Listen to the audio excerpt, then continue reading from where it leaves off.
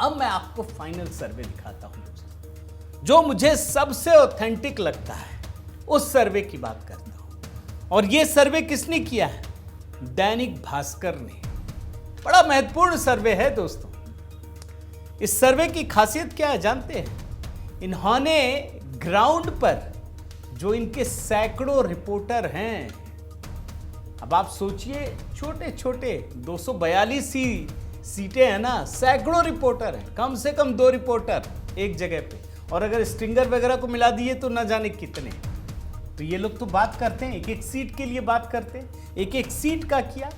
अब आप देखिए फेज 1 में दोस्तों 121 सीटों पर जो रुझान दिए हैं, बड़े गौर से देखिए।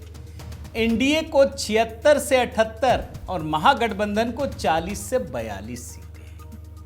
इसमें फर्क क्या है आप जानते हैं?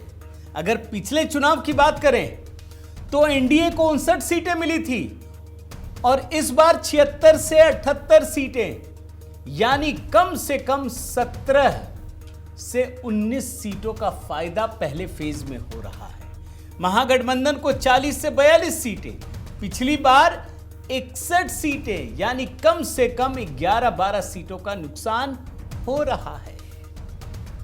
यह पहले फेज की बात बता रहा हूं। अगर पार्टियों की बात करें दोस्तों, अच्छी बात क्या है, इन्होंने अपने सैकड़ों रिपोर्टर से जब बात की है ना, तो सीटों के ऊपर अलग अलग बातचीत की है। यह बात आप समझ लीजिए। तो इनको एक एक सीट की जानकारी आप देखिए, ये एक एक पार्टी की सीटें आपको बता रहा हूं। भारतीय जनता पार्टी 48 सीटों पर लड़ी है, इनके हिसाब से 41 से 42 सीटें जीत जाएंगे, यानी सिर्फ 6 सीटों का नुकसान।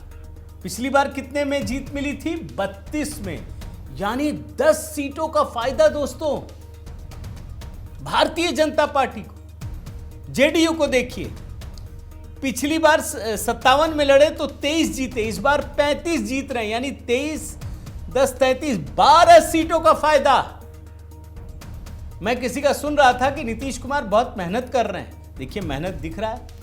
एलजेपी 1 सीटें पिछली बार, इस साल भी 1 सीटें। RLM 00